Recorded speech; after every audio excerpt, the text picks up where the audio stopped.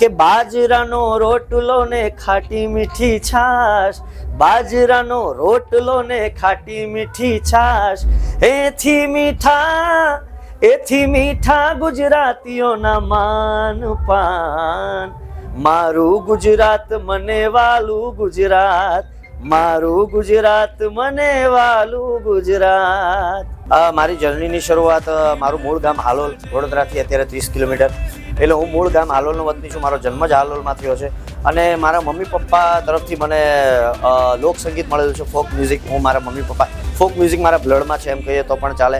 Folk મ્યુઝિકની ખાણમાંથી હું જન્મ્યો છું, એટલે ફોક મ્યુઝિક મારા બ્લડમાં છે. પણ ઇવન ફોક મ્યુઝિકની સાથે સાથે મેં શાસ્ત્રીય સંગીતની પણ તાલીમ લીધી અને એ તાલીમ મેં લીધી આપણી MS યુનિવર્સિટી પરફોર્મિંગ આર્ટ્સથી હું શીખ્યો છું. વડોદરા એટલે સંસ્કારી નગરી કહેવાય, વડોદરા એટલે સંગીતની નગરી કહેવાય, વડોદરા એટલે એક આની વિશે વડોદરા વિશે તમે જેટલું કહું એટલું ઓછું પડે. મારે ઘણું બધું લખવું છે, એની માટે મારે ઘણું બધું વડોદરા માટે ગાવું છે. બહુ ફૂડી છું અને મારું અતિ પ્રિય સેવસળ છે વડોદરાનું.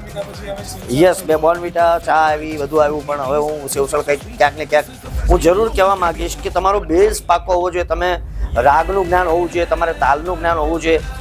એટલે સંગીત એ સાચું સત્ય છે, પણ સત્યને સાકાર કરવા માટે એનો બેઝ પાકો હોવો જરૂરી છે. એટલે સંગીતના જેટલા પણ મારા કલાકાર મિત્રો છે, જેટલા પણ લોક સંગીતના કલાકાર મિત્રો છે, એ બધાને હું ખાસ એવું ઈચ્છીશ કે બધાએ સંગીતનું, શાસ્ત્રીય સંગીતનું જ્ઞાન જરૂરથી લેવું.